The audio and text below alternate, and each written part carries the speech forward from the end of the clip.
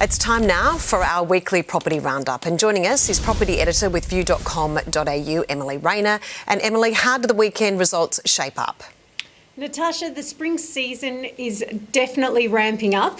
This week we've seen 2,455 homes taken to auction nationally. The preliminary clearance rate came in at 74.8%, which shows demand isn't quite keeping pace with the extra supply hitting the market.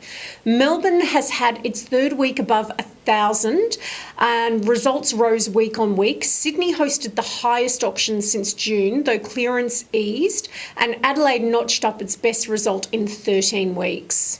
And Emily, for buyers looking to try and step into the very heated market at the moment, what's the best advice?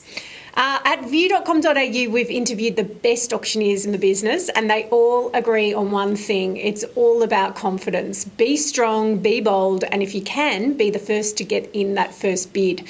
Auctioneers say the opening bidder often ends up the most successful, and being the buyer, because they set the tone early.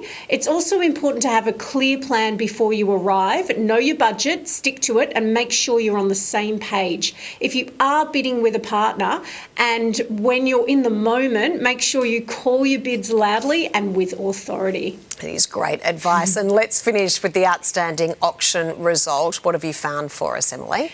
Sure, it's a pretty modest-looking home in Adelaide's Blair, Athol, located 6 kilometres from the CBD, and it's sold for a whopping $1.8 million after being bought for just over $390,000 14 years ago. From the street, it looks pretty much like a boring 1980s brick bungalow, but inside it had been beautifully renovated with bright and airy open-plan living. It sits on a huge parcel of land. The auction was hotly contested with 14 registered bidders and some dramatic jumps of 25,000 and even a 45,000 bid at each time. In the end, it was a local buyer who snapped up the property.